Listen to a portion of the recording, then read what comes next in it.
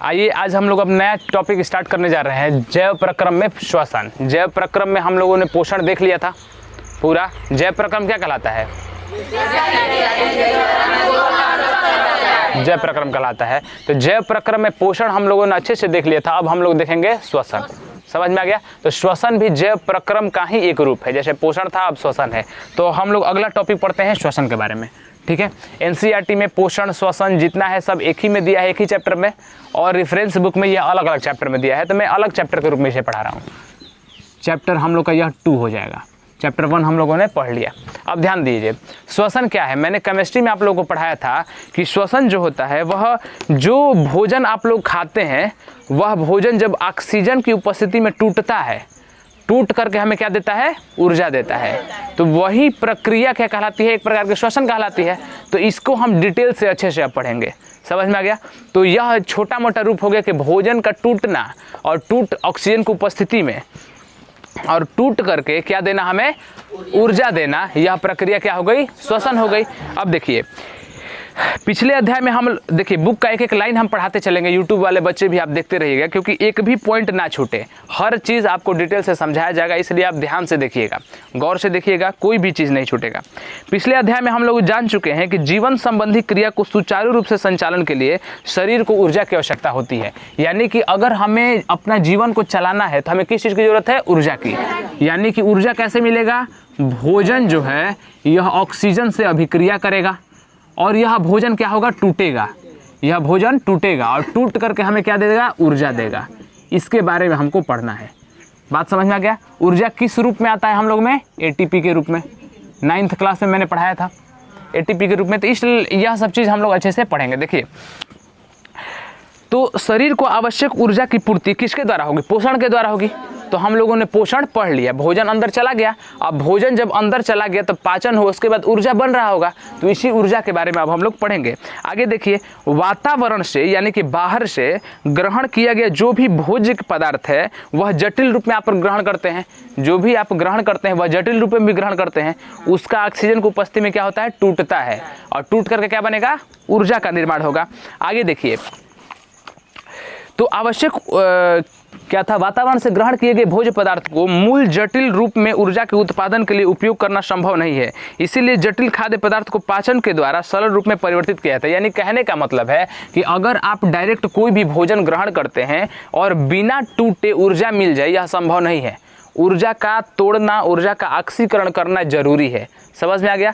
जब तक यह भोजन जो है टूटेगा नहीं ऑक्सीजन की उपस्थिति में, तब तक ऊर्जा हमें नहीं मिलेगा। यानी कि इसके लिए जो भी यह प्रक्रिया है यह क्या कहलाएगी? श्वसन कहलाएगी। श्वसन। श्वसन में क्या था? श्वसन में हम लोगों ने ऑक्सीजन मतलब बहुत सारी गैसों को ग्रहण किया। श्वसन में क्या किया मैंने? बहुत सारी गैसों को ग्रहण किया। तो ग्रहण करने के फलस्वरूप सबसे ज़्यादा अंदर उपयोग होने वाली गैस कौन सी थी? ऑक्सीजन। तो हमने पता लगाया कि ऑक्सीजन की हमें ज़रूरत है। जब हमने सभी गैसों को पुनः देखा तो और सब गैस जितनी मात्रा में आ रही थी उतनी मात्रा में निकल जा रही थी, लेकिन कार्बन डाइऑक्साइड थोड़ा ज़्यादा निकल रहा था। इसीलिए हम लोगों ने कहा कि ऑक्सीजन का हम लोग उपयोग करते हैं और कार्बन डाइऑक्साइड का त्याग करते हैं। यह सब मैंने केमिस्ट्री के क्लास में आपको बता दिया है। चलिए आगे देखिए, पचे हुए भोज्य पदार्थ से ऊर्जा का उत्पादन ऑक्सीकरण के द्वारा होता है। आपने पढ़ा है कि ऑक्सीजन की जब उपस्थिति में टूटता है तो यह प्रक्रिया क्या कहलाती है? ऑक्सीकरण कहलाती है। तो यही लिखा हुआ है। तो ऑक्सीकरण के द्वारा हमें ऊर्जा की प्राप्ति होती है। क्वेश्चन पूछेगा किस क्रिया के द्वारा ऊर्जा प्राप्ति होती है? ऑक्सीकरण के द्वारा प्राप्त होती है। भोजन अणुओं का ऑक्सीकरण 2 परिस्थिति में संभव है। पहला, ऑक्सीकरण मतलब टूटना, एक प्रकार का समझिए कि उसे तोड़ना ओढ़ने वाला काम। तो 2 प्रकार से भोजन टूट सकता है। पहला टूट सकता है कि ऑक्सीजन के अभाव में, ऑक्सीजन के अभाव में भी टूट सकता है और ऑक्सीजन के साथ भी। यानी कि एक प्रकार से अवायवीय, अवायवीय मतलब वायु जहां हम लिखेंगे समझिएगा ऑक्सीजन लिखा जा रहा है, और वायवीय यानी कि ऑक्सीजन के उपस्थिति में। तो 2 प्रकार से यह भोजन का टूटना होता है। या तो हो सकता है किसी किसी चीज़ में ऑक्सीजन की ज़रूरत नहीं पड़ती होगी या किसी चीज़ में ऑक्सीजन की ज़रूरत पड़ती होगी। तो हम इसे वायुवीय श्वसन कहेंगे। क्या बोलेंगे? वायुवीय श्वसन। और इसे क्या बोलेंगे? अवायुवीय श्वसन। अवायुवीय श्वसन एक वायुवीय श्वसन हो गया। वायुवीय श्वसन में ऑक्सीजन की ज़रूरत पड़ेगी और अवायवीय में ऑक्सीजन की जरूरत नहीं पड़ेगी। आगे देखिए, तो यही लिखा है कि पहला ऑक्सीजन के अनुपस्थिति में अवायु में बताइए ऑक्सीजन जरूरत है? ऑक्सीजन की जरूरत नहीं है, और इसमें ऑक्सीजन की जरूरत है, ऑक्सीजन की इसमें जरूरत है। तो ध्यान दीजिएगा, तो वायुवीय श्वसन में पूछा जाएगा, वायुवीय नाम ही से दिख रहा है कि वायु की जरूरत है, और हम बार बार बोल रहे हैं कि जहां भी वायु बोला जाएगा भोजन के संबंध में समझिएगा ऑक्सीजन की बात हम कर रहे हैं। तो वायुवीय श्वसन मतलब वैसा श्वसन या वैसा भोजन का टूटना जिसमें ऑक्सीजन की जरूरत पड़े, या वैसा भोजन का टूटना जिसमें ऑक्सीजन की जरूरत ना पड़े, वह क्या कहलाएगा? अवायवीय श्वसन। तो यही लिखा हुआ है। दूसरा ऑक्सीजन की उपस्थिति में जिसे वायुवीय कहते हैं। ऑक्सीजन की अनुपस्थिति में भोजन अणुओं के ऑक्सीकरण से मुक्त होने वाली ऊर्जा की मात्रा बहुत कम होती है। यहाँ लिखा हुआ है कि अब बताइएगा, ऑक्सीजन हम लोग में ऑक्सीजन की वजह से ऊर्जा प्राप्त हो रही है। क्यों? क्योंकि हम लोगों में ऊर्जा की जरूरत ज़्यादा है। तो जहाँ ऑक्सीजन की उपस्थिति में होगा तो इसमें ऊर्जा ज़्यादा निकलेगा। क्या होगा?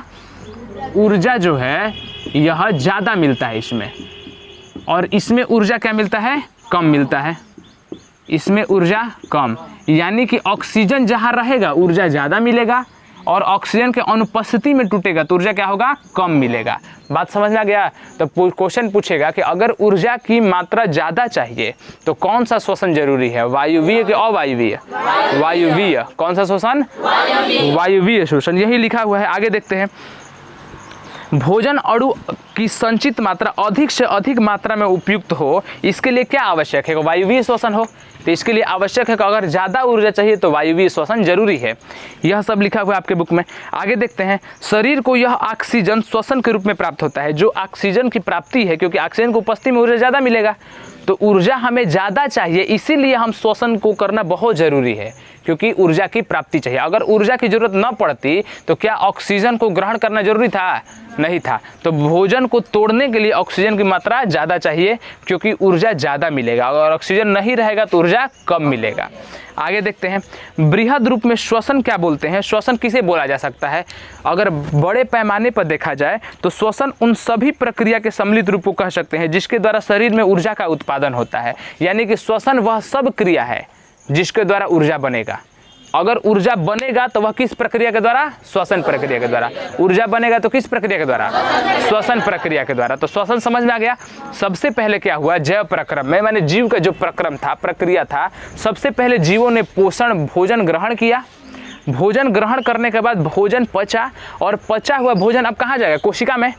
क्योंकि पढ़ाया था कि जो भी ऊर्जा बनता है कहाँ बनता है? कोशिका में। जो भी भोजन बनता है, ऊर्जा बनता है, यह सब कोशिका में बनता है। अब भोजन जाएगा कहाँ पे? कोशिका में। कोशिका में जाएगा तो जब कोशिका में ऊर्जा कौन बनाता है? कौन सा कोशिकांग? कोशिकांग मैंने 9th में आप लोगों को पढ़ाया था, लाइसोसोम, राइबोसोम, माइटोकॉन्ड्रिया, बहुत सारा। तो ऊर्जा का निर्माण कौन करता है? माइटोकॉन्ड्रिया। कौन करता है? तो माइटोकॉन्ड्रिया में यह पहुंचेगा भोजन, और यहाँ ऊर्जा मुक्त होगा। तो सभी, अगर पूछा जाएगा क्या सभी कोशिका ऊर्जा, सभी कोशिका के अंदर ही ऊर्जा बनता है? तो हाँ, सभी कोशिका के अंदर ही ऊर्जा बनता है। और कौन बनाता है? माइटोकॉन्ड्रिया। समझ में आ गया? तो यही होगा, पोषण से जो पचा हुआ भोजन था वह कोशिका तक पहुंचा दिया गया, और कोशिका के अंदर एक अंग है, एक फैक्ट्री लगा हुआ है, समझ जाइए, इसका नाम है माइटोकॉन्ड्रिया। क्या नाम है? माइटोकॉन्ड्रिया। माइटोकॉन्ड्रिया लिखा हुआ है, ठीक है। तो माइटोकॉन्ड्रिया में ही ऊर्जा बनेगा। आगे देखते हैं, ऊर्जा के उत्पादन के लिए कोशिका में सरल भोज्य पदार्थ, सामान्यतः ग्लूकोज या कभी कभी वसा, विशेष परिस्थिति में एमिनो अम्ल का ऑक्सीकरण विघटन या विखंडन किया जाता है। कहने का मतलब है, देखिए मैं पढ़ रहा हूँ पूरा, यहाँ पे आपको समझा दे रहा हूँ बुक में जो लिखा हुआ है, ताकि एक भी पॉइंट ना छूटे। मैं चाहूँ तो ऐसे भी पढ़ा सकता हूँ आपको, लेकिन हो सकता है कि यूट्यूब के बच्चों को 1-2 पॉइंट छूट जाता है, इसीलिए मैं कोई भी पॉइंट नहीं छोड़ना चाहता हूँ। देखिए मैंने बताया कि अगर ऊर्जा मुक्त करनी है तो यहाँ पे भोजन के रूप में क्या क्या हो सकता है। भोजन के रूप में आप पता है, आप ग्लूकोज का ग्रहण करते हैं भोजन के रूप में, या वसा का। तो जो भी चीज़ है इस सब का ग्रहण आप करते हैं। हाँ, एक और चीज़, अगर आपसे पूछा जाएगा कि ग्लूकोज हो और वसा हो, दोनों को तोड़ा जाए, सबसे पहले ऊर्जा देने के लिए, जैसे क्या होता है कि 2 लोग हैं वहाँ पे, सबसे पहले ऊर्जा देना है तो ग्लूकोज हाथ खड़ा करता है, सबसे पहले ऊर्जा कौन देगा? ग्लूकोज। ग्लूकोज से ऊर्जा मिल गई, अब बचा वसा, तो वसा फिर ऊर्जा देता है। लेकिन दोनों में से पूछा जाए कि दोनों पर तोड़ने पर ऊर्जा की मात्रा सबसे ज़्यादा किससे आई, तो सबसे ज़्यादा वसा से आती है। सबसे ज़्यादा किससे आती है? सबसे पहले देता है ग्लूकोज और सबसे ज़्यादा कौन देता है? वसा। समझ में आ गया? सबसे ज़्यादा 9.3 कैलोरी के करीब देता है 1 ग्राम वसा से। तो वसा सबसे ज़्यादा ऊर्जा देता है। यह कंपटीशन का चीज़ है, आप ध्यान में देते रहिएगा, ठीक है। तो ग्लूकोज हो गया, वसा हो गया, जितना भी चीज़ हो गया। प्रोटीन, मैंने बताया था कि प्रोटीन जब बहुत ज़्यादा छोटा रूप में टूट जाता है तो क्या बनता है? अमीनो अम्ल। क्या बनता है? प्रोटीन जब बहुत छोटा टूटेगा तो क्या बनेगा? अमीनो अम्ल। तो अमीनो अम्ल का भी कहीं कहीं अमीनो अम्ल भी टूटेगा। यानी कहने का मतलब है कि कभी कभी ग्लूकोज टूटेगा, वसा टूटेगा, जो अमीनो अम्ल भी जो छोटा रूप में पहुंच गया है, क्योंकि पाचित भोजन ही ऊर्जा के लिए जाता है। ऊर्जा के लिए जब अमीनो अम्ल पहुंच गया तो अमीनो अम्ल से ऊर्जा लिया जाएगा, प्रोटीन से तो लिया नहीं जाएगा। तो अमीनो अम्ल, वसा का छोटा रूप, ग्लूकोज का छोटा, क्योंकि देखिए ध्यान से, ग्लूकोज जब इकट्ठा होता है हम लोग के शरीर में तो किस रूप में इकट्ठा होता है? ग्लाइकोजन के रूप में। ग्लूकोज जब इकट्ठा होता है हम लोग के शरीर में तो किस रूप में? ग्लाइकोजन है। पेड़ पौधे में इकट्ठा होता है तो स्टार्च के रूप में। सब स्टार्च अलग चीज़ है, ग्लाइकोजन अलग चीज़ है। दोनों पेड़ पौधा में जब इकट्ठा हो गया तो उसका नाम रखाएगा स्टार्च, और हम लोग में जब ग्लूकोज इकट्ठा रहेगा तो उसे क्या नाम रखाएगा? ग्लाइकोजन। समझ में आया? क्या रखाएगा? ग्लाइकोजन। पेड़ पौधे में भोजन किस रूप में ऊपर जाता है? सुक्रोज के रूप में। किस रूप में? तो यह सब 9th का चीज़ था, बार बार रिवीजन करवा रहा हूँ ताकि आपको आगे भी काम रहे। तो जितना भी चीज़ हुआ उसका ऑक्सीकरण होगा। ऑक्सीकरण हम जब भी लिखें समझ जाइएगा कि ऑक्सीजन की उपस्थिति में उसको तोड़ना। एक सिंपल भाषा, ऑक्सीकरण और सब प्रक्रिया होती है, लेकिन एक नॉर्मल दिमाग में इतना जरूर होना चाहिए कि ऑक्सीकरण में ऑक्सीजन मिल के तोड़ सकता है इसे। समझ में आ गया? सबसे ज़्यादा ऊर्जा किस श्वसन में? किस श्वसन में? और सबसे कम ऊर्जा? तो हम लोग में कौन सी श्वसन होती होगी? वायवीय श्वसन, क्योंकि हमें ज़्यादा ऊर्जा की जरूरत पड़ेगी। ठीक है, आगे देखते हैं। यह ऊर्जा, अगर ऊर्जा निकलती होगी यह ऊर्जा, तो ऊर्जा किस रूप में? एटीपी के रूप में। यह लिखा हुआ है। एटीपी का फुल फॉर्म कौन बताएगा?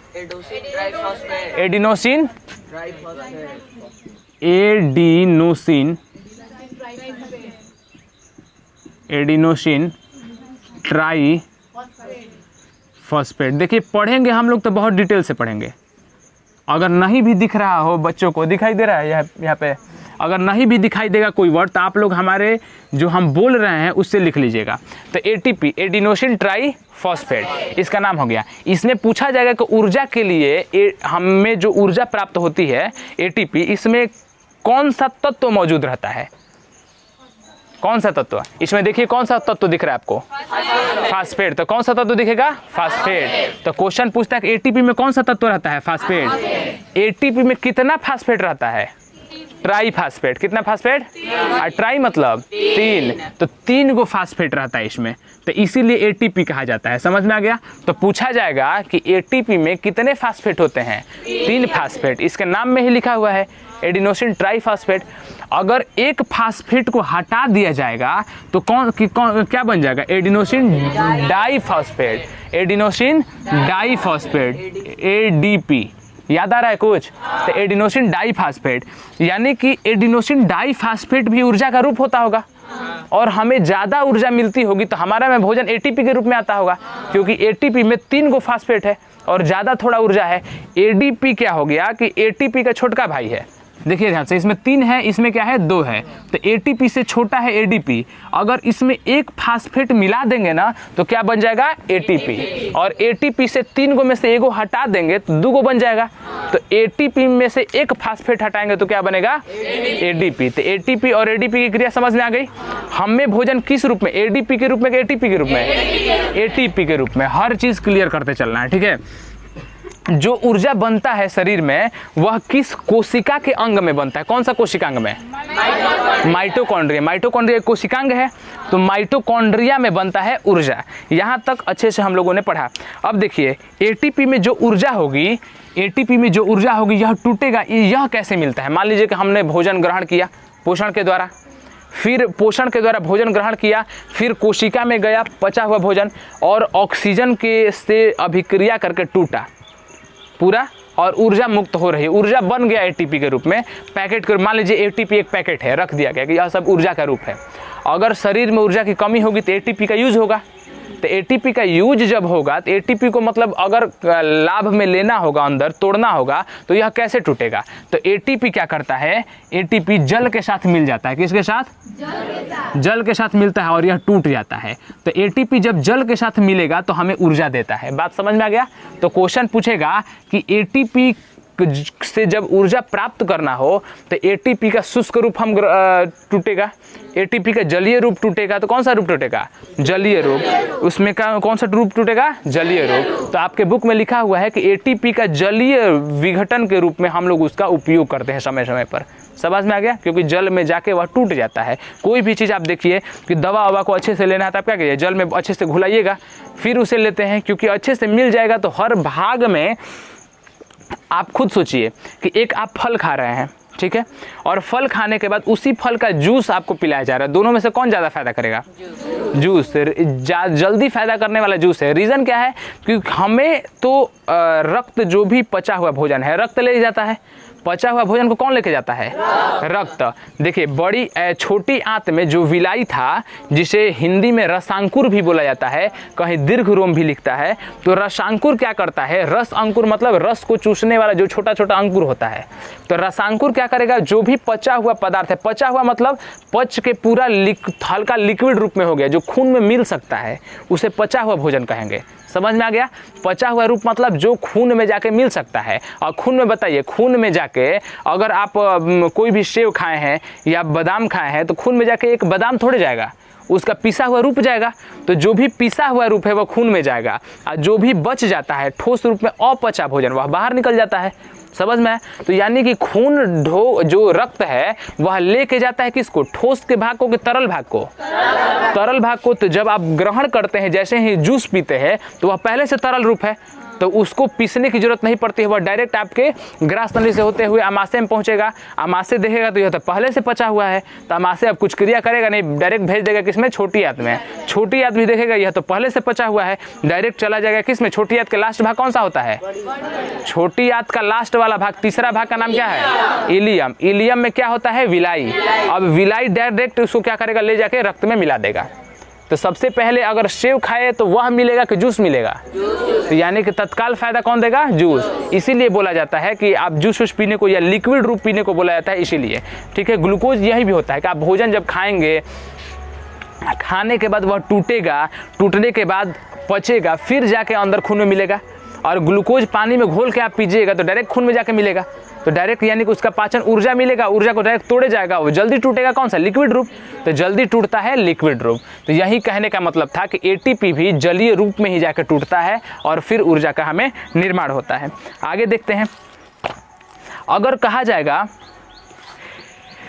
कि जीव की शरीर में, मान लीजिए कि यह जीव का शरीर है, यह कोशिका है, यह भी कोशिका है। शरीर में हम लोग की बहुत सारी कोशिका है, पूरा शरीर अंगुली से लेकर पैर तक जो भी चीज़ है कोशिका से बना हुआ है। छोटा छोटा कोशिका हर जगह है। शरीर का कोई भी भाग से आप देखिएगा, कोशिका दो प्रकार की होती है। देखा जाए तो हम एक कोशिकी बहुकोशिकी की बात नहीं कर रहे हैं। हमारे शरीर में एक जो पूरा हमारा शरीर का स्ट्रक्चर बनाए हुए है, पूरा शरीर का रचना किया हुआ है एक, और एक लैंगिक कोशिका होती है जो लिंग में पाई जाती है, जिसके द्वारा संतान की उत्पत्ति होती है। तो दो प्रकार की कोशिका होती है। एक कायिक कोशिका होती है। कौन सी कोशिका? देखिए यह सब आपके बुक में नहीं होगा, लेकिन आपको समझाने के लिए जब बात पे बात आता है तो मैं बता देता हूँ। जैसे क्लास में एक्स्ट्रा पढ़ाई होता है वैसे ही यूट्यूब पे हो रहा है। तो कायिक कोशिका एक हो गई, एक जनक कोशिका, जनन कोशिका हो गई। कौन सी कोशिका? ध्यान दीजिएगा कि शरीर में दो प्रकार की कोशिका आपको मिलेगी। कायिक कोशिका मिलेगी और कौन सी कोशिका? जनन कोशिका। जनन कोशिका पूछा जाएगा कहाँ पे मिलेगी, तो जनन, जहाँ पे जनन वाला भाग है, लैंगिक भाग है, वहाँ पे मिलेगा। और लैंगिक भाग के अलावा जितना भी शरीर का रचना हुआ, कायिक मतलब होता है काया बनाना, शरीर का ढांचा बनाना। तो शरीर का ढांचा मतलब हाथ है, तो हाथ एक ढांचा है, तो हाथ पैर मुंह सब बनाने का काम कौन करेगा? कायिक कोशिका। कौन करेगा?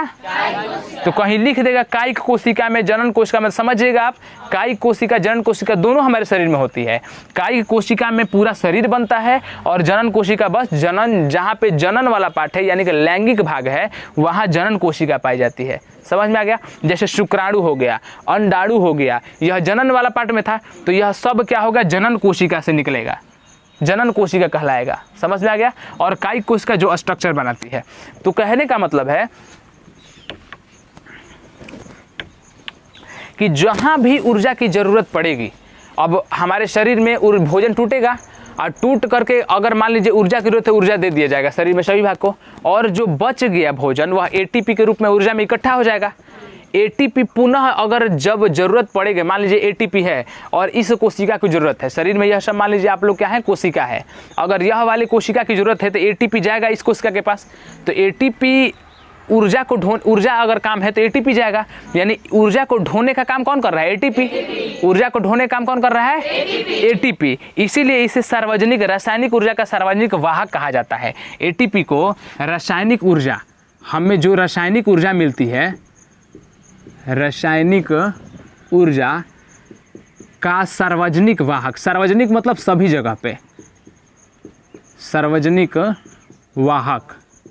जैसे हम सार्वजनिक मतलब अब किसी से छुपा हुआ नहीं है, सभी जगह पे बराबर रूप से है। जैसे मैंने बोल दिया एक कुआं है वह सार्वजनिक है, सार्वजनिक मतलब किसी एक का नहीं होगा, वह सभी का है। सार्वजनिक मतलब समझ में आया? तो सार्वजनिक वाहक मतलब सभी जगह पे यह ऊर्जा जाएगा एटीपी के रूप में। तो क्वेश्चन पूछा जाएगा कि हमारे शरीर में रासायनिक ऊर्जा का सार्वजनिक वाहक कौन होता है? रासायनिक ऊर्जा का सार्वजनिक वाहक, यह सब ऑब्जेक्टिव क्वेश्चन है। रासायनिक ऊर्जा का सार्वजनिक वाहक होता है एटीपी। एटीपी का फुल फॉर्म क्या होता है? Adenosine triphosphate. ठीक है, चूंकि इसका उत्पादन शरीर के अंदर ही होता है, एटीपी के बारे में हम बात कर रहे हैं, एटीपी का उत्पादन शरीर के अंदर ही होता है, इसीलिए इसे जैव ऊर्जा भी कहा जाता है। हम जैव में अंदर ऊर्जा है, तो इसीलिए कौन सी ऊर्जा कहा जाता है? इसे जैव ऊर्जा। कौन सी ऊर्जा? जैव ऊर्जा। इसे कहा जाता है जैव ऊर्जा। तो जैव ऊर्जा कहा जाता है, जैव मतलब जीव, और जीव के अंदर ऊर्जा पाई जाती है एटीपी के रूप में, इसीलिए इसे क्या कहा जाता है? जैव ऊर्जा कहा जाता है। आगे देखिए, इसीलिए जैव ऊर्जा कहता है। जैव ऊर्जा के उत्पादन के लिए यानी कि एटीपी के उत्पादन के लिए कोशिका मुख्यतः ग्लूकोज का उपयोग करती है। अगर एटीपी चाहिए शरीर में, तो मान लीजिए कोशिका में एटीपी चाहिए, तो एटीपी चाहिए तो किसका उपयोग करेगी? ग्लूकोज का, सामान्यतः अधिकतर, क्योंकि ग्लूकोज ही पहले ऊर्जा देता है, तो ग्लूकोज का उपयोग करेगी सामान्यतः अधिकतर। उसके बाद लिखा हुआ है कि अतः ग्लूकोज को कोशिकीय ईंधन। अब बताइए कि खुद देखिए, जहाँ से ऊर्जा मिलेगा यानी कि वह ईंधन हो गया। जैसे गाड़ी को पेट्रोल से ऊर्जा मिलता है तो पेट्रोल उसका ईंधन हो गया। आग को अगर लकड़ी से मिल रहा है आग, तो यानी कि लकड़ी उसका ईंधन हो गया। गैस से हमें आग मिलता है यानी कि आग का ईंधन कौन हो गया? गैस हो गया। यानी कहने का मतलब है ऊर्जा का पूछा जाएगा ईंधन कौन है, कोशिका का ईंधन कौन है? तो ग्लूकोज। ईंधन मतलब कौन जाके ऊर्जा देने का काम करता है? ग्लूकोज। बात समझ में आ गया? तो जैव ऊर्जा पूछा जाएगा तो एटीपी, और कोशिकीय ईंधन पूछा जाएगा तो ग्लूकोज। ग्लूकोज को हम लोग क्या बोलते हैं? कोशिकीय ईंधन। इसे क्या बोला जाता है? कोशिकीय ईंधन। एक एक पॉइंट याद करते चलिए, कोई दिक्कत हो रहा है? कोशिकीय ईंधन। तो ग्लूकोज को हम लोग बोलते हैं कोशिकीय ईंधन। ग्लूकोज को क्या बोला जाता है? अच्छा ठीक है, अगर ये बात बताइए कि अगर हमारे शरीर में ग्लूकोज वसा सभी पहुंचा और पूछा जाएगा कि सबसे ज्यादा ऊर्जा कौन देगा? कौन देगा? वसा। सबसे पहले ऊर्जा कौन देगा? कोई कंफ्यूजन? चलिए आगे देखते हैं। तो कोशिकीय ईंधन कहा जाता है। अब कुछ हमारे भोजन जो पचता है वह ग्लूकोज जाता है। जो भोजन था उसमें से हम लोग मान के चलते हैं कार्बोहाइड्रेट ऊर्जा दे रहा है, तो उसे सूत्र के रूप में ग्लूकोज के रूप में लिखा जाता है। ग्लूकोज का सूत्र क्या होता है? C6H12O6। वह ऑक्सीजन से मिलेगा यानी O2 से मिलेगा, और O2 से मिल करके हमें क्या देगा? ऊर्जा देगा। ऊर्जा देगा, और ऊर्जा देने के बाद कौन सी गैस देगा? ऑक्सीजन। ऑक्सीजन तो ग्रहण कर लिया भोजन तोड़ने के लिए, तो जब ऑक्सीजन ग्रहण हो गया तो अब कार्बन डाइऑक्साइड बाहर निकल रहा है, तो कौन सा ऊर्जा देगा? कार्बन डाइऑक्साइड हमें ऊर्जा देगा, मतलब गैस देगा, और जल देगा और ऊर्जा देगा। ऊर्जा किस रूप में देगा? एटीपी के। जैव ऊर्जा किसे कहा जाता है? एटीपी का फुल फॉर्म रासायनिक ऊर्जा का सार्वजनिक वाहक कहा जाता है। किस कोशिकांग में? माइटोकॉन्ड्रिया में ऊर्जा बनता है। कोशिका के किस अंग में? माइटोकॉन्ड्रिया में ऊर्जा बनता है। कोई दिक्कत? वायवीय श्वसन में ऑक्सीजन चाहिए और अवायवीय में ऑक्सीजन नहीं चाहिए। ऊर्जा ज्यादा हो तो वायवीय श्वसन करना पड़ेगा, और ऊर्जा कम की जरूरत हो, जैसे छोटे छोटे जीव जो कम ऊर्जा में भी काम चला सकते हैं तो अवायवीय श्वसन से काम चलाएंगे। हम लोग में ज्यादा ऊर्जा की जरूरत है तो हम लोग कौन सी श्वसन करेंगे?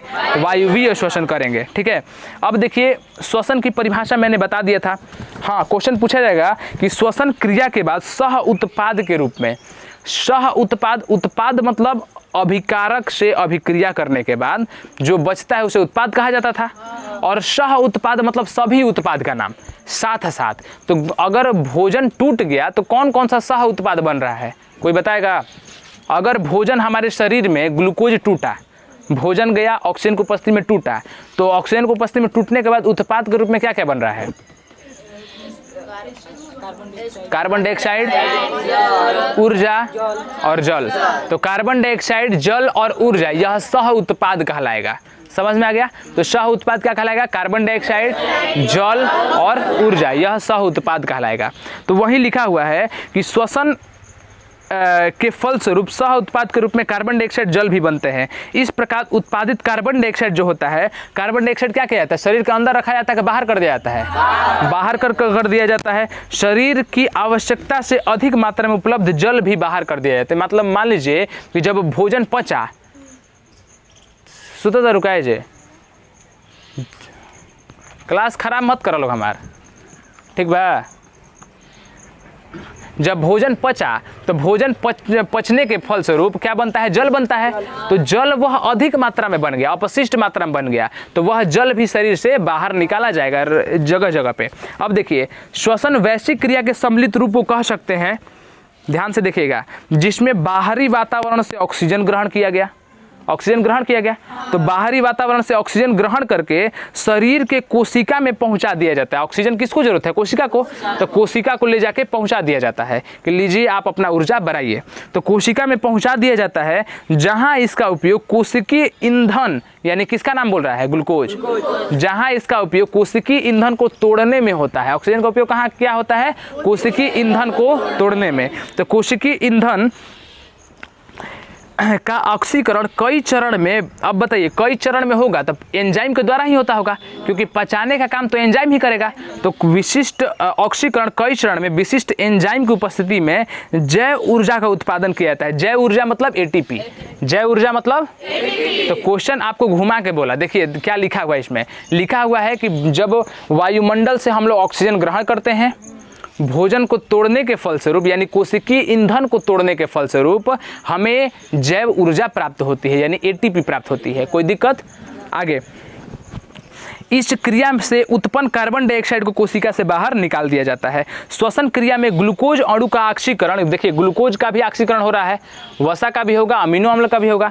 तो लिखा हुआ है ग्लूकोज के बारे में, ग्लूकोज का ऑक्सीकरण कोशिकाओं में ही होता है। ग्लूकोज का ऑक्सीकरण मतलब ग्लूकोज कहाँ टूटता है? कोशिका में ही, बाहर नहीं टूटता है, कोशिका में ही। और किस कोशिकांग में? माइटोकॉन्ड्रिया में। ठीक है, माइटोकॉन्ड्रिया में क्या होता है कि पहले कोशिका द्रव्य में तोड़ दिया जाता है, और फिर जब देखा जाता है कि अब तो काम आसान हो गया तो माइटोकॉन्ड्रिया में उसे भेज दिया जाता है। तो इसीलिए कोशिकीय ग्लूकोज अणु का ऑक्सीकरण कोशिका में होता है, इसीलिए इसे कोशिकीय श्वसन कहा जाता है। अगर क्वेश्चन पूछेगा कि कोशिकीय श्वसन से आप क्या समझते हैं, तो आप बोलिएगा कि कोशिकीय श्वसन कोशिका के अंदर ग्लूकोज का टूटना और ऊर्जा की प्राप्ति होना, यह कोशिकीय श्वसन, कोशिका के अंदर ही हो रहा है ना, तो यह क्या कहलाएगा? कोशिकीय श्वसन कहलाएगा। समझ में आया? कोशिकीय श्वसन मतलब कोशिका के अंदर श्वसन, और श्वसन के मतलब भोजन टूटना, और टूट करके हमें क्या देना? ऊर्जा देना।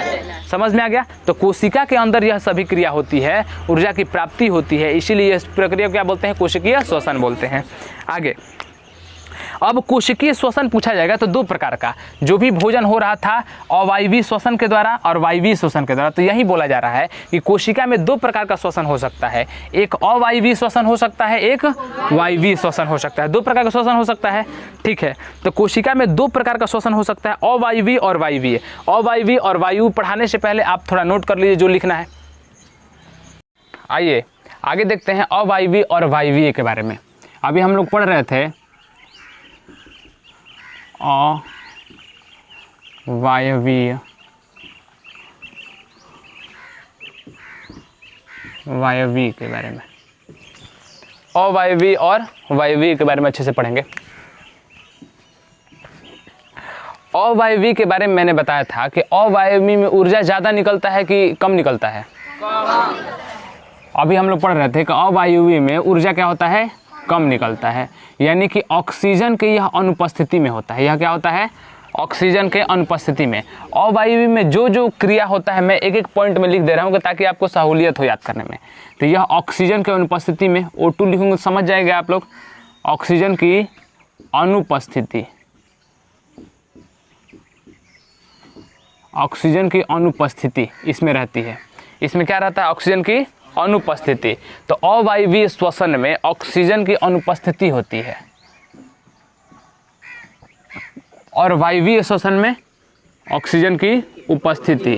अवायवीय में ऑक्सीजन की उपस्थिति, बैच जागा था नो, ऑक्सीजन की उपस्थिति। यह जो अवायवीय श्वसन है, किसी किसी जीव में केवल अवायवीय श्वसन होता है, कहीं कहीं केवल अवायवीय क्रिया के द्वारा। जैसे अभी हम पढ़ाएंगे अच्छे से कि शराब वराब कहीं बनता है, या आप लोगों ने इडली डोसा बनते हुए देखा होगा, तो उसमें जो क्रिया कराई जाती है वहाँ पे जो तोड़ा जाता है, तोड़ने का काम वहाँ हो रहा है, तो तोड़ा जाता है, तोड़ने, भोजन तोड़ने का काम श्वसन कहलाएगा। तो वहाँ या तो अवायवीय होगा या वायवीय होगा, तो यह अवायवीय में आता है। अभी हम लोग अच्छे से पढ़ेंगे, ठीक है। यहाँ ऑक्सीजन की जरूरत नहीं पड़ती है। वायवीय श्वसन, वायवीय श्वसन हम लोगों में होता है अच्छे से, कुछ पार्ट थोड़ा सा ऑक्सीजन की अनुपस्थिति में भी टूटता होगा, तो हम लोग अच्छे से यहाँ पे पढ़ेंगे। तो यानी वायवीय में कंप्लीट पढ़ लेंगे, अवायवीय में कंप्लीट पढ़ेंगे। अगर पूछा जाएगा कि श्वसन का प्रथम चरण किसे कहा जाएगा, तो प्रथम चरण किसे कहा जाएगा, अवायवीय श्वसन। हम लोग में हमने बताया कि हम लोगों में भी अवायवीय श्वसन का हल्का भाग होता है, अभी अच्छे से हम लोग पढ़ेंगे, देखिएगा। तो यह श्वसन का प्रथम चरण हो गया, श्वसन का प्रथम चरण, यानी कि श्वसन अगर हो रहा है तो प्रथम चरण अवायवीय होता है। समझ में आया, श्वसन का प्रथम चरण कौन सा होता है, अवायवीय।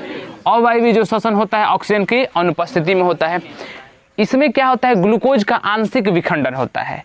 ग्लूकोज जो आपने पढ़ा है, ग्लूकोज, अब ग्लूकोज के बारे में पूछा जाएगा, ग्लूकोज कितना कार्बन वाला परमाणु होता है, ग्लूकोज में कितने कार्बन होते हैं, 6। तो यहाँ आपके बुक में लिखा होगा कि 6 कार्बन वाले। समझ में आ गया, 6 कार्बन वाले। तो समझ जाइएगा कि इसके सूत्र के बारे में बोला जा रहा है। तो ग्लूकोज का ये पूर्ण विखंडन होगा कि आंशिक विखंडन, आंशिक होगा, थोड़ा सा विखंडन होगा, यानी हम लोग में भी यह हो सकता है विखंडन, ठीक है। और अवायवीय श्वसन का कहीं और भी काम पड़ता होगा तो जरूर देखेंगे। तो ग्लूकोज का आंशिक विखंडन यहाँ पे होता है। इसमें कम ऊर्जा मिलती है, ऑक्सीजन की अनुपस्थिति होती है। यह देखा जाए कि ग्लूकोज का आंशिक विखंडन होता है, ठीक है। तो ग्लूकोज, एक अणु अगर ग्लूकोज देखा जाए, एक अणु ग्लूकोज, तो अगर हमें पता चल जाएगा कि एक अणु ग्लूकोज टूट के कितना कुछ दे रहा है, तो 2 अणु 3 अणु कितना भी पूछा जाए आप बता दीजिएगा। तो हम बता रहे हैं एक अणु के बारे में। एक अणु ग्लूकोज टूटता है तो यह पायरुवेट बनाता है। क्या बनाता है, पायरुवेट बनाता है। यह पायरुवेट बनाता है 2 अणु का, 2 अणु बनाएगा किसका, पायरुवेट का, पायरुवेट। ध्यान दीजिए, तो एक अणु ग्लूकोज टूट करके कितना अणु पायरुवेट बनाता है, 2 अणु, 2 अणु पायरुवेट, यानी ग्लूकोज टूटेगा तो पायरुवेट बनेगा। तो पायरुवेट का सूत्र क्या हो जाएगा, C3H4O3। क्या हो जाएगा, C3H4O3। पायरुवेट का सूत्र क्या होगा, C3H4O3। यानी कि अब बोला जाएगा कि 6 कार्बन वाला जो अणु था वह टूटा और 3 कार्बन वाले अणु बना। 3 कार्बन वाला अणु बना। तो पूछा जाएगा ऐसे भी कि अवायवीय श्वसन या कोई भी श्वसन में 6 कार्बन वाले अणु टूटकर कितने कार्बन वाले अणु बनाते हैं? 3 कार्बन वाले। 3 कार्बन वाले यानी कि पायरुवेट में 3 कार्बन होता है, इसीलिए मैंने सूत्र यहाँ पे लिख दिया। और कितना अणु पायरुवेट बनता है? 2 अणु। कितना अणु पायरुवेट? 2 अणु, यानी एक टूटेगा 2 में विभक्त होगा। समझिए एक ग्लूकोज है, टूट के 2 पायरुवेट में विभक्त हो गया। कोई दिक्कत? आगे देखिए, तो यह बहुत इंपॉर्टेंट है कि अवायवीय श्वसन में एक अणु ग्लूकोज टूटा, इतना तोड़ने का काम कर देता है और तोड़ करके चुप हो जाता है। समझिए यह कोशिका है, कोशिका के अंदर यह माइटोकॉन्ड्रिया है। तो जो यह सब क्या हो गया? कोशिका द्रव्य हो गया। तो कोशिका द्रव्य में जाएगा और अणु पायरुवेट में टूट जाएगा और फिर पायरुवेट जाएगा कहाँ पे? माइटोकॉन्ड्रिया में। यानी कि हम लोग में भी अवायवीय श्वसन हुआ। तो अगर पूछा जाए कि वायवीय श्वसन का कितना चरण होता है, कि यह केवल कोशिका द्रव्य में होता है। देखिए केवल मैंने कहाँ बताया? यह केवल कोशिका द्रव्य में होगा, क्योंकि पायरुवेट केवल कोशिका द्रव्य में टूटेगा। तो अवायवीय श्वसन केवल कहाँ होगा? कोशिका द्रव्य में। केवल कहाँ होगा? केवल कोशिका द्रव्य, और कहीं नहीं होगा। तो केवल कोशिका द्रव्य में। लेकिन वायवीय की अगर बात किया जाए तो यह कोशिका द्रव्य में भी होगा।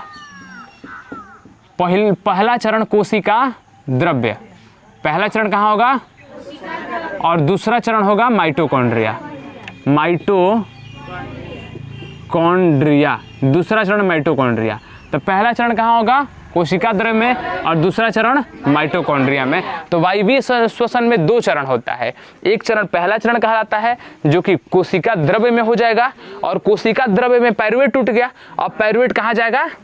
माइटोकॉन्ड्रिया में। अच्छा, जब यह भोजन टूटता होगा ग्लूकोज, तो कुछ ऊर्जा मिलती होगी। तो इसमें क्या होता है कि कुछ ऊर्जा मिलता है। यह देखिए इसमें कुछ ऊर्जा मिलता है, और सब ऊर्जा कहाँ रहता है? कुछ ऊर्जा मैंने बताया। देखिए भोजन यह था, ग्लूकोज था, यह ग्लूकोज टूटा और कोशिका द्रव्य में पायरुवेट में टूट गया, 2 पायरुवेट में टूट गया। ठीक है, ये ऐसे समझिए आप। एक ग्लूकोज था बड़ा वाला और टूट के 2 पायरुवेट में विभक्त हो गया। याद कराने के लिए समझा रहे हैं ऐसे। अब जो 2 टूट गया तो कुछ ना कुछ तो ऊर्जा निकला होगा। तो कुछ ऊर्जा निकलता है, और कुछ ऊर्जा के बाद जो ऊर्जा बचा रहता है वह किस में रहता है? पायरुवेट में। कुछ ऊर्जा निकलता है और ऊर्जा किस में रहता है? पायरुवेट में। कुछ ऊर्जा निकलता है और ऊर्जा कहाँ रहता है? पायरुवेट में। खुशबू खड़ा होकर, और ऊर्जा कहाँ निकलता है? पायरुवेट में। ऊर्जा, कुछ ऊर्जा निकलता है, यहाँ पे लिख दे रहे हैं कुछ ऊर्जा, और अन्य ऊर्जा पायरुवेट में। पायरुवेट में अन्य ऊर्जा या शेष ऊर्जा, जो बची ऊर्जा है वह ऊर्जा कहाँ रहती है? पायरुवेट। इतना समझ में आ रहा है आप लोग को? देखिए अवायवीय श्वसन में मैंने बताया अभी कि जो भोजन है वह भोजन, बताइए खुशबू, कि अवायवीय श्वसन ऑक्सीजन की उपस्थिति में, अनुपस्थिति में? अनुपस्थिति में। एक अणु ग्लूकोज टूट के कितना अणु पायरुवेट बनी? पायरुवेट का सूत्र C3H4O3। पायरुवेट कितना कार्बन वाला अणु है? 3 कार्बन वाला। ठीक है, तो कुछ ऊर्जा प्लस पायरुवेट में शेष ऊर्जा इकट्ठी रहती है। ध्यान दीजिएगा। अब यह पायरुवेट तो बच गया, एक ग्लूकोज 2 पायरुवेट में बना। अब यह पायरुवेट अगर नहीं टूटेगा तो पूरा ऊर्जा नहीं मिलेगा। तो यह दोनों पायरुवेट कहाँ जाएगा? माइटोकॉन्ड्रिया में। दोनों पायरुवेट कहाँ जाएगा? माइटोकॉन्ड्रिया में। अब यानी कि अन्य पायरुवेट का यहाँ विखंडन होगा वायवीय में। जैसे ही कोशिका, वायवीय श्वसन कहाँ होता है? असली वायवीय श्वसन कोशिका द्रव्य में भी होगा और माइटोकॉन्ड्रिया में भी होगा। तो पहला चरण ग्लूकोज टूट गया 2 पायरुवेट में, अब दोनों पायरुवेट कहाँ जाएगा? माइटोकॉन्ड्रिया में, और माइटोकॉन्ड्रिया में वो पायरुवेट भी टूटेगा और पूरा ऊर्जा मिलेगा। समझ में आया? देखिए ध्यान से, कोशिका द्रव्य में जब जाता है, केवल कोशिका द्रव्य में, पूछा जाएगा कि कोशिका द्रव्य में ग्लूकोज पचता होगा, तब पचाने का काम कौन करता है? हमेशा एंजाइम। पचाने का काम कौन करता है? तो यहाँ भी पचाने का काम कौन करेगा? एंजाइम। ठीक है, तो अवायवीय श्वसन का प्रथम चरण कहाँ होता है? केवल कोशिका द्रव्य में। केवल कोशिका द्रव्य में, और वायवीय में कोशिका द्रव्य में भी और माइटोकॉन्ड्रिया में भी। कोशिका द्रव्य और माइटोकॉन्ड्रिया दोनों में। यहाँ ऊर्जा कम मिलता है, कुछ ऊर्जा मैंने लिखा है, ऊर्जा कम मिलता है, और शेष ऊर्जा कहाँ रहता है? पायरुवेट में रहता है। ठीक है, अब देखिए यहाँ ग्लूकोज का पूर्ण ऑक्सीकरण होगा कि अपूर्ण होगा? जो बच गया है उसका पूरा ऑक्सीकरण हो जाएगा। यानी कि देखिए वायवीय श्वसन में क्या होगा? यह कोशिका हो गई, यह मान लीजिए माइटोकॉन्ड्रिया हो गया, ठीक है, यहाँ केंद्रक था, और यह सब कोशिका द्रव्य हो गया। कोशिका द्रव्य में पायरुवेट 2 ठो पायरुवेट टूट गया। देखिए ध्यान से, पायरुवेट 2 ठो बन गया है, मान लीजिए समझाने के लिए ऐसे बना रहे हैं, 2 ठो पायरुवेट बन गया तो कुछ ऊर्जा मिली और पायरुवेट बन गया तो कोशिका द्रव्य में भी कुछ ऊर्जा मिला, और माइटोकॉन्ड्रिया में जब जाएगा पूरा तरह से टूटेगा तब भी ऊर्जा मिलेगा। यानी कि वायवीय श्वसन में पूरा टूटा और अवायवीय में कुछ टूटा। समझ में आया? तो वायवीय में पूर्ण ऑक्सीकरण होता है, किसका? ग्लूकोज का। तब पूछा जाएगा ग्लूकोज का पूर्ण ऑक्सीकरण वायवीय में होगा कि अवायवीय में? ग्लूकोज का पूर्ण ऑक्सीकरण। समझ में आ रहा है? ऑक्सीकरण, ग्लूकोज का पूर्ण ऑक्सीकरण इसमें होता है। आगे कुछ और कि इसमें ज्यादा ऊर्जा निकलता है, कम ऊर्जा? ज्यादा ऊर्जा। तो इसमें ज्यादा ऊर्जा निकलता है। तो यह हो गया आपका वायवीय और अवायवीय में अंतर एक प्रकार का। अगर पूछा जाएगा कि वायवीय श्वसन और अवायवीय श्वसन में अंतर बताइए, तो आप बोलिए कि अवायवीय श्वसन ऑक्सीजन की अनुपस्थिति में होता है, वायवीय श्वसन ऑक्सीजन के उपस्थिति में होता है। अवायवीय श्वसन केवल कोशिका द्रव्य में होता है और वायवीय श्वसन कोशिका द्रव्य और माइटोकॉन्ड्रिया में होता है। अवायवीय श्वसन में एक अणु ग्लूकोज टूट के 2 अणु पायरुवेट बनाते हैं, जबकि वायवीय श्वसन में 2 अणु पायरुवेट का भी विखंडन होता है। समझ में आ गया? उसके अलावा आप क्या बोला जा सकता है कि इसमें कम ऊर्जा मिलती है, इसमें ज्यादा ऊर्जा मिलती है, इसमें ग्लूकोज का पूर्ण ऑक्सीकरण नहीं होता, इसमें ग्लूकोज का पूर्ण ऑक्सीकरण होता है। इतना सब पॉइंट आप लिख सकते हैं, कोई दिक्कत? चलिए अब देखिए पायरुवेट क्या होता है। यह पायरुवेट जो होगा, अब पायरुवेट तो बन गया, अब पायरुवेट 2 तरीका से टूट सकता है। एक तो पायरुवेट को जबरदस्ती वायु की अनुपस्थिति में तोड़िए आप, या पायरुवेट को ऑक्सीजन की उपस्थिति में तोड़िए। जब पायरुवेट को ऑक्सीजन की उपस्थिति में तोड़िएगा, यानी कि पायरुवेट जब 2 ठो पायरुवेट बना, ऑक्सीजन इसे मिलेगा तो यह पूर्ण रूप से ऊर्जा देगा। तो यह जब ऑक्सीजन की उपस्थिति में पायरुवेट टूटेगा, देखिएगा ध्यान से, पायरुवेट, अगर पायरुवेट ऑक्सीजन की उपस्थिति में टूटा, ऑक्सीजन की उपस्थिति में टूटा, तो यह क्या देगा? पूर्ण ऊर्जा देगा। तो पूर्ण ऊर्जा देगा, और क्या क्या दे सकता है? ऊर्जा के साथ साथ जल दे सकता है, और क्या देगा? Carbon dioxide. ठीक है, ऊर्जा दे सकता है, जल दे सकता है, और क्या दे सकता है? Carbon dioxide. ऊर्जा, जल और कार्बन डाइऑक्साइड दे सकता है अगर पूर्ण ऑक्सीकरण हुआ ऑक्सीजन की उपस्थिति में। तब पूछा जाएगा पायरुवेट को जब ऑक्सीजन की उपस्थिति में विखंडन होता है तो क्या बनता है? कार्बन डाइऑक्साइड बनेगा, जल बनेगा और ऊर्जा बनेगा। पायरुवेट जब टूटेगा तो क्या बनेगा? कार्बन डाइऑक्साइड, जल और ऊर्जा। यानी कौन सी गैस निकल रही है? Carbon dioxide. ऐसे भी आप समझते हैं कि भोजन टूटता है तो कौन सी गैस निकलती है? Carbon dioxide. तो यह भोजन टूट गया, और टूट गया तो क्या बना? Carbon dioxide. ऊर्जा बनती ही है, जल बनता है, या पायरुवेट का ऑक्सीजन की उपस्थिति में। ऐसा भी हो सकता है कि पायरुवेट ऑक्सीजन की अनुपस्थिति में टूटे। तो जब ऑक्सीजन की अनुपस्थिति में टूटता है यह, तो इथेनॉल बनाता है और कार्बन डाइऑक्साइड बनाता है। क्या बनाता है? इथेनॉल और कार्बन डाइऑक्साइड। देखिए ध्यान से, अब कहाँ लिखें? अगर पायरुवेट, यह आप पहले नोट कीजिए, देखिए जो ग्लूकोज था, यह ग्लूकोज क्या हुआ कि आपने देखा कि यह ग्लूकोज अभी गया कोशिका द्रव्य में। कहाँ गया?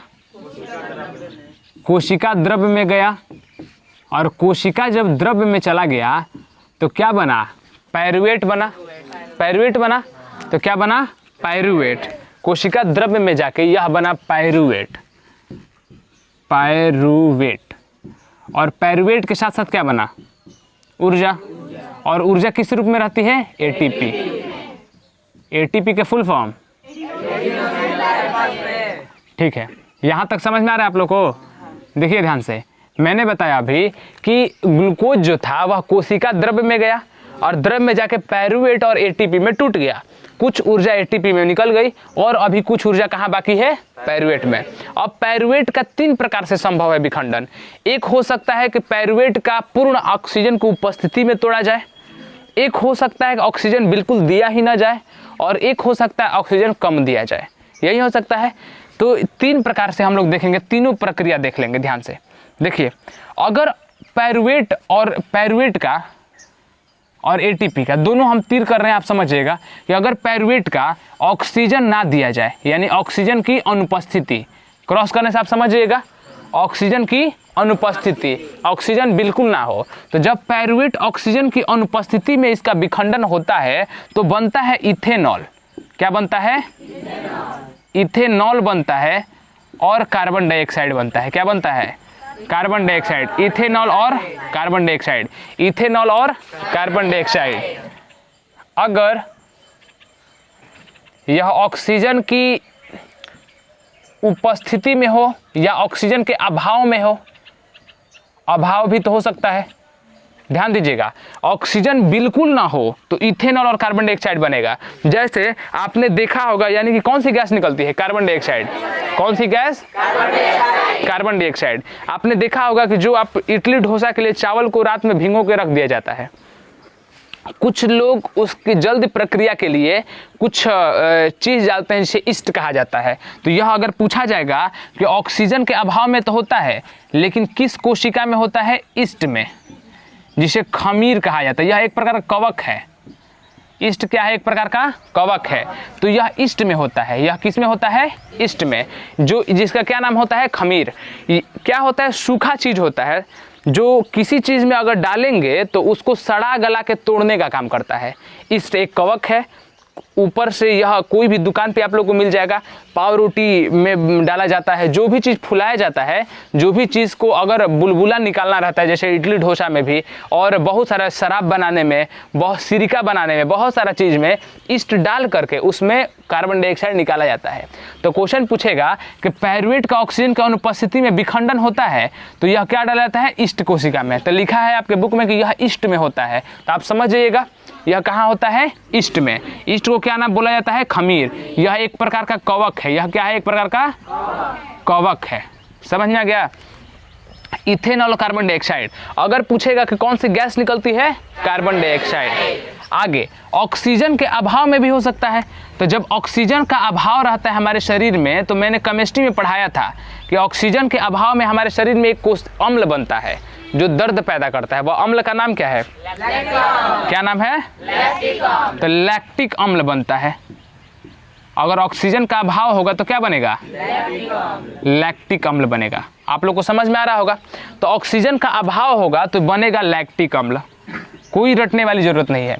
आप लोग पहले से जानते हैं कि जो भी भोजन है अगर ऑक्सीजन के अनुपस्थिति में या अभाव में, अनुपस्थिति में होगा तो इथेनॉल बनेगा, ऑक्सीजन का अभाव होगा, कम होगा तो लैक्टिक अम्ल बनेगा, जो कि दर्द पैदा करता है हमारे मांसपेशी में।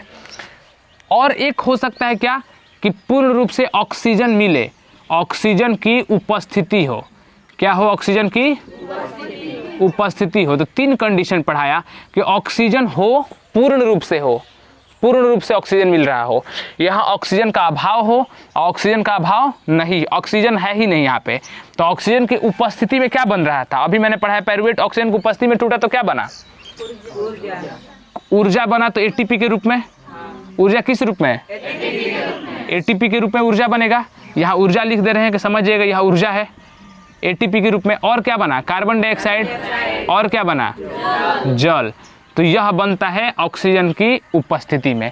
तो एटीपी में यह तीन प्रकार से हो सकता है। मैंने बताया ग्लूकोज जब कोशिका द्रव में रहता है तो पायरुवेट और एटीपी बनता है। पायरुवेट का ऑक्सीजन के अभाव में एकदम ऑक्सीजन रहेगा नहीं तो इथेनॉल और कार्बन डाइऑक्साइड बनेगा। ऑक्सीजन के अभाव में देखा जाए तो क्या बनेगा? लैक्टिक अम्ल बनेगा। और ऑक्सीजन की उपस्थिति में क्या बनेगा?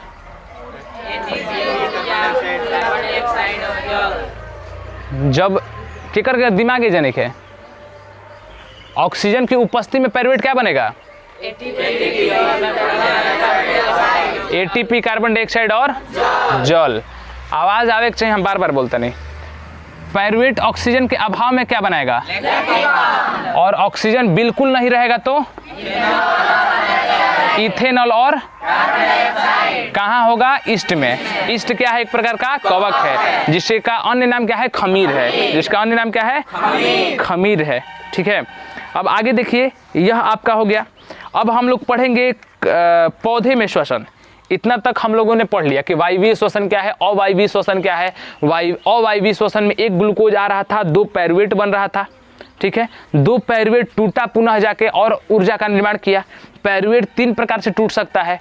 एक तो बिल्कुल ऑक्सीजन नहीं दिया जाए तो इथेनॉल कार्बन डाइऑक्साइड बनेगा। जब ऑक्सीजन का अभाव हो तो कौन सा अम्ल बनेगा? लैक्टिक अम्ल। और जब ऑक्सीजन पूरा तरह से मिले तो पूरा ऊर्जा देगा, कार्बन डाइऑक्साइड और जल देगा।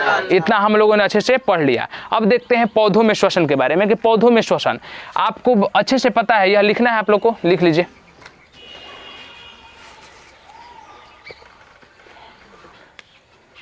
देखिए पौधे में श्वसन के बारे में पढ़ेंगे। अभी तक हम लोग पढ़ रहे थे कि श्वसन किस किस प्रकार का हो सकता है, ठीक है। अब हम लोग पढ़ेंगे पौधे में श्वसन कैसा होगा, जंतु में श्वसन कैसा होगा, ऐसे हम लोग पढ़ेंगे।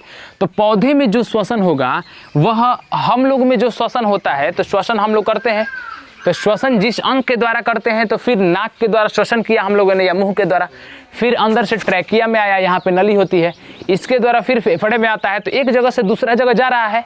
तो जब एक जगह से दूसरा जगह जा रहा है और शरीर के प्रत्येक कोशिका में उसे ऑक्सीजन को पहुंचाना है, तो यह होता है इसका परिवहन के द्वारा होगा। जो भी ढोने का काम होता है वह क्रिया क्या कहलाती है? परिवहन। तो हम लोग में परिवहन होता होगा, तो हम लोग में परिवहन होता है। तो पेड़ पौधे में भी परिवहन होता है कि नहीं होता है? नहीं होता है। देखिए पेड़ पौधे में गैस का परिवहन नहीं होता है और खाना का सब चीज़ का परिवहन होगा, गैस का परिवहन नहीं होगा। यह सब अपने आप पर निर्भर है। जैसे पत्ती जो है, पत्ती में क्या उपस्थित होता है? रंध्र। पत्ती में क्या होता है? पत्ती में होता है रंध्र। रंध्र का अन्य नाम अस्टोमाटा। रंध्र को क्या बोलते हैं? अस्टोमाटा। अस्टोमाटा लिखे या रंध्र लिखे? अस्टोमाटा लिख देता नहीं। तो पत्ती में रंध्र होता है, इस रंध्र के द्वारा पत्ती ग्रहण करती है कार्बन डाइऑक्साइड को अपना। पेड़ पौधे दिन में, ध्यान दीजिएगा, पेड़ पौधे की जरूरत है कार्बन डाइऑक्साइड क्यों लेता है? क्योंकि प्रकाश संश्लेषण करना है। तो पेड़ पौधे दिन में ना प्रकाश संश्लेषण करते हैं, तो पेड़ पौधे दिन में कार्बन डाइऑक्साइड लेते हैं। दिन में क्या लेता है? दिन में कार्बन डाइऑक्साइड लेता है, ग्रहण करता है। और अगर पूछेगा कि छोड़ता क्या है, तो ऑक्सीजन। ऑक्सीजन का त्याग करता है। समझ में आ गया? दिन में, तो दिन में पूछा जाएगा तो कार्बन डाइऑक्साइड ग्रहण करता है, ऑक्सीजन त्याग करता है। और रात्रि में पूछा जाए तो रात्रि में पूछा जाए तो वही नॉर्मल प्रोसेस, ऑक्सीजन क्या करेगा? ग्रहण करेगा और कार्बन डाइऑक्साइड छोड़ेगा, ठीक है। एक अर्जुन का पौधा होता है जो कि हमेशा ऑक्सीजन ही ग्रहण करता है और कार्बन डाइऑक्साइड का त्याग करता है। आगे आप लोग पढ़िएगा, ध्यान दीजिए। तो दिन में कार्बन डाइऑक्साइड ग्रहण, ऑक्सीजन तक, क्योंकि प्रकाश संश्लेषण के लिए जरूरी है। उसके बाद फिर नॉर्मल प्रक्रिया वैसे ही हो जाएगी। आगे देखिए, तो पौधे में जो श्वसन होगा वह पत्ती रंध्र के द्वारा ग्रहण करती है। कहीं कहीं जो पुराने वृक्ष होते हैं, पुराने वृक्ष में तने पर क्या निकल जाता है? वात रंध्र। तना पर क्या निकलता है? वात रंध्र। वात रंध्र, ठीक है। वात मतलब हवा ही होता है, निर्वात यानी कि नहीं है हवा। वात मतलब हवा हो गया। तो वात रंध्र यानी कि हवा जिस रंध्र से घुसता है उसे वात रंध्र नाम दे दिया गया है। तो तना में वात रंध्र होता है। अब पूछा जाएगा किस तना में? जो पुराने तने होते हैं। समझ में आ गया? यह पुराने तने में, पुराने वृक्ष में, जो पुराने वृक्ष होते हैं। तो पुराने वृक्ष में तना क्या करता है? वात रंध्र के द्वारा लेता है। फिर जड़ जो होता है अपना मूल रोम के द्वारा। पेड़ पौधे में जड़ भी होता है। तो जड़ में आपने देखा होगा बहुत जड़ में छोटा छोटा रोआ रोआ टाइप का रहता है। जब आप पौधे को निकालिएगा तो देखिएगा छोटा छोटा रोआ टाइप का रहता है। तो जड़ में मूल रोम के द्वारा, जड़ में किसके द्वारा? मूल रोम से, ठीक है, मूल रोम के द्वारा। तो पत्ती लेती है रंध्र के द्वारा, तना लेता है वात रंध्र के द्वारा और जड़ लेता है मूल रोम के द्वारा। कुछ पौधे में मूल रोम नहीं रहता है, जो पुराने वृक्ष हो जाते हैं। जो पुराना वृक्ष हो जाता है उसमें मूल रोम नहीं होता है। अब मूल रोम पूछा जाएगा किस, इसमें कौन सी कोशिका रहेगी? चारों तरफ, किसी भी सतह के चारों तरफ कौन सी कोशिका रहती है? एपिडर्मल की कोशिका। कौन सी कोशिका? एपिडर्मल कोशिका। ध्यान दीजिए, एपिडर्मल की कोशिका, एपिडर्मल ही होता है। कहीं एपिडर्मिस लिखा जाता है, कहीं एपिडर्मल, यानी कि समझ जाइए कि जो बाहरी परत में होती है कोशिका, अधिकतर कहीं भी आप कंफ्यूज हो जाएगा। अगर बाहरी कोशिका के बारे में पूछ दिया तो एपिडर्मिस से मिलता जुलता जो नाम होगा वही होगा आंसर। समझ में आ गया? तो मूल रोम की कोशिका बाहर कौन सी पाई जाती है? एपिडर्मल की कोशिका से। पुराने जो जड़ पाए जाते हैं उसमें क्या होता है कि मूल रोम नहीं पाए जाते हैं, पुराने जड़ में मूल रोम नहीं पाया जाता, तो मूल रोम की जगह पे क्या होता है, यह हम अभी रफ कर देते हैं। तो मूल रोम की जगह पे तना में फिर क्या पाया जाएगा? वातरंध्र। मूल जो जड़ निकल गया तो एक प्रकार का तना हो गया, जो जड़ निकल गया तो एक प्रकार क्या हो गया? तना। तो उसमें वातरंध्र पाया जाएगा। क्या पाया जाएगा? वातरंध्र। तो जड़ के ही भाग को हम बोल रहे हैं अभी तना, नीचे वाला भाग को, तो उसमें क्या पाया जाएगा? वातरंध्र। वातरंध्र के द्वारा पेड़ पौधा अब ऑक्सीजन माने कार्बन डाइऑक्साइड ग्रहण करेगा। तो आपने ध्यान से देखा कि पत्ती अपना अलग से ग्रहण कर रही है, तना अलग से ग्रहण कर रहा है, जड़ अलग से ग्रहण कर रहा है, 3 भाग हो गया। तो तीनों अपना अलग अलग ग्रहण कर रहा है, यानी कि पेड़ पौधे में श्वसन का परिवहन नहीं होता है, श्वसन का परिवहन नहीं होता है, जबकि जंतु में हम लोग में होता है। हम लोग ऑक्सीजन लिए और मान लीजिए पैर की कोशिका को ऑक्सीजन की जरूरत है, तो वहां तक ऑक्सीजन ढो के ले जाएगा, और कौन ढो के ले जाएगा? हीमोग्लोबिन। कौन ले जाएगा? हीमोग्लोबिन। इसीलिए इसे श्वसन वर्णक कहा जाएगा। क्वेश्चन पूछेगा कि श्वसन का वर्णक कौन सा है, यानी कि वह कौन सा वर्णक है जो श्वसन में मदद करता है? हीमोग्लोबिन। कौन सा वर्णक श्वसन मदद करता है? हीमोग्लोबिन ही हमारे ऑक्सीजन को ले जाने का काम करता है हमारे शरीर में। जब जंतु में पढ़ेंगे तो अच्छे से पढ़ेंगे। तो पेड़ पौधे के बारे में अच्छे से आप लोगों ने अभी देखा। पेड़ पौधे में पत्ती में क्या पाई जाती है? रंध्र। पत्ती किस भाग से श्वसन ग्रहण करती है? श्वसन का आदान प्रदान। श्वसन में दोनों चीज आ गया, तो श्वसन का आदान प्रदान रंध्र से। तना वातरंध्र से, वह भी कौन सा तना? पुराने वृक्ष का। जड़ मूल रोम से, जिसमें मूल रोम नहीं पाए जाते हैं वह क्या पाया जाता है? तना मतलब तना वाला में वातरंध्र पाए जाते हैं। कहीं वृक्ष में,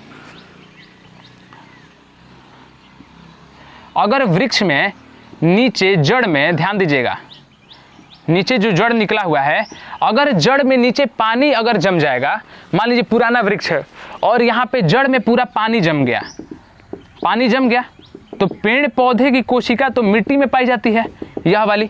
और मिट्टी में जो पेड़ पौधे पाए जाते हैं वह तो मिट्टी से ऑक्सीजन ग्रहण करते हैं। यहाँ कहाँ से ग्रहण कर रहा है? मिट्टी से ऑक्सीजन।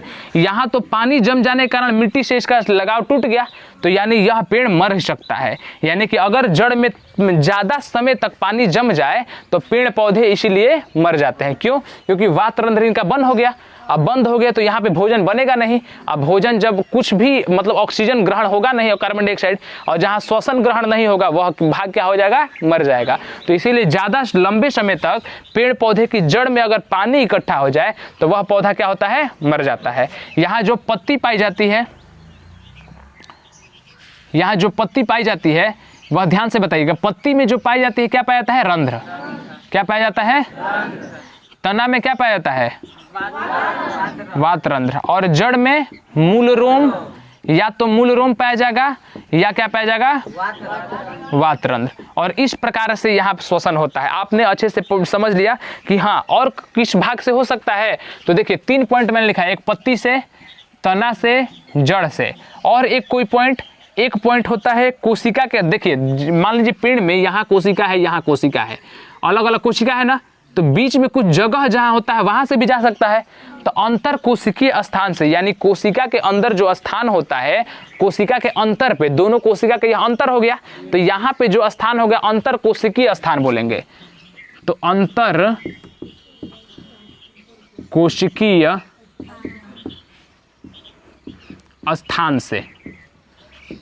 तो पेड़ पौधे में श्वसन होता है 4 भाग से, मैंने बताया। अंतर कोशिकीय स्थान से हो गया, जड़ से, तना से, पत्ती से। और पेड़ पौधे में श्वसन इस प्रकार कंप्लीट होता है। पेड़ पौधे में श्वसन के बाद भोजन कैसे टूटता था प्रकाश संश्लेषण क्रिया के द्वारा मैंने पढ़ा दिया है। आगे हम लोग पढ़ेंगे, अब जंतु के बारे में हम लोग देखेंगे। चलिए, हाँ एक और पॉइंट कि अगर जलीय पौधा के बारे में पूछा जाएगा कि जलीय पौधा कैसे श्वसन ग्रहण करेगा, तो जल से। जल में जो उगने वाला पौधा है कैसे श्वसन ग्रहण करेगा? जल से। और जल से अपना ऑक्सीजन लेता है। जलीय पौधा क्या लेता है? ऑक्सीजन, और कार्बन डाइऑक्साइड छोड़ता है। तो जलीय पौधा जो हो गया, ध्यान दीजिएगा, जलीय पौधा यह जो ऑक्सीजन लेगा वह कहाँ से लेगा? जल से। और एक बात बताइए, जल से ले, मिट्टी से ले, किस क्रिया के द्वारा लेता होगा? विसरण। किस क्रिया के द्वारा? विसरण। तो आपके बुक में सब पॉइंट, एक एक पॉइंट लिखा हुआ है, अगर आप पढ़िएगा तो कोई भी पॉइंट नहीं छूटेगा। तो ऑक्सीजन जो होगा जलीय पौधा लेते हैं और कार्बन डाइऑक्साइड का त्याग। समझ में आ गया? ऐसे आप ध्यान से समझ सकते हैं। आइए अब हम पढ़ेंगे जंतु कोशिका के बारे में। तो यहां तक हम लोगों ने अच्छे से देखा, एक पॉइंट छूट गया। देखिए कि पायरूवेट जो था, पायरूवेट, अगर पायरूवेट का ऑक्सीजन के अनुपस्थिति में, ऑक्सीजन नहीं दिया जा रहा था, अनुपस्थिति में क्या बन रहा था? इथेनॉल और कार्बन डाइऑक्साइड। तो यही प्रक्रिया किण्वन कहलाती है। क्या कहलाती है? किण्वन। यानी को आपसे पूछा जाए किण्वन क्या है, तो पायरूवेट का ऑक्सीजन की अनुपस्थिति में इथेनॉल और कार्बन डाइऑक्साइड में विभक्त होने की क्रिया क्या कहलाती है? किण्वन। फिर से बताओ, किण्वन क्या कहा जाला? खुशबू बोलो बोलो।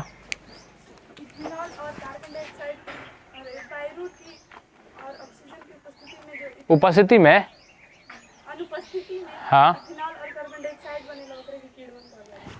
तो पायरूवेट का ऑक्सीजन की अनुपस्थिति में इथेनॉल और कार्बन डाइऑक्साइड बनने की जो क्रिया होती है, यह क्रिया क्या कहलाती है? किण्वन। तो किण्वन की क्रिया कहाँ कहाँ देखा जा सकता है? किण्वन की क्रिया यानी कि ऑक्सीजन को अनुपस्थिति में तोड़ना है, तो यह आप सिरिका में देखते हैं।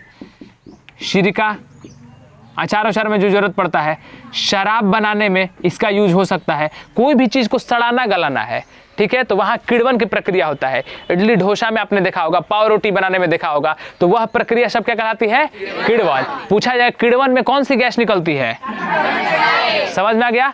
किण्वन में कौन सी गैस निकलती है? Carbon dioxide. एक अभिक्रिया कराया गया है कि यहाँ पे ईस्ट लिया गया है, ईस्ट कहीं भी हम डालेंगे तो किण्वन की क्रिया होगी, और किण्वन की क्रिया के फलस्वरूप क्या निकलेगा? Carbon dioxide. ईस्ट को चीनी में डाला गया है। आप जब क्रियाकलाप अपना देखेंगे तो ईस्ट को चीनी में डाला गया है, एक नली निकाला गया यहाँ से इस अभिक्रिया से, और दूसरे पाइप में चूने का जल लिया गया है। क्या लिया गया है? चूना का जल। अब चूने के जल में क्या हुआ कि यह अभिक्रिया हो रही थी, अब बाद में देखा गया कि धीरे धीरे चूना का जल कैसा हो गया? दूधिया हो गया, सफ़ेद हो गया। अगर नहीं भी दिख रहा है तो देख लीजिएगा, यह सफ़ेद हो गया, दूधिया रंग का हो गया। तो आपसे पूछा जाएगा दूधिया रंग क्यों हुआ? क्योंकि इससे क्या निकला? Carbon dioxide. इससे क्या निकला? कार्बन डाइऑक्साइड निकल रहा है, और यह कार्बन डाइऑक्साइड इसमें आएगा, इसे क्या कर देगा? दूधिया कर देगा। समझ में आ गया? अगर आपसे एक और क्रियाकलाप है कि अगर आपसे पूछा जाएगा कि मान लीजिए कि एक चूने का जल लिया गया है एक बीकर में, एक अन्य लिया गया है, मान लीजिए कि यह दो परख नली है, दोनों में क्या है? चूने का जल है। क्या है दोनों में? चूने का जल का सूत्र क्या होगा? क्या?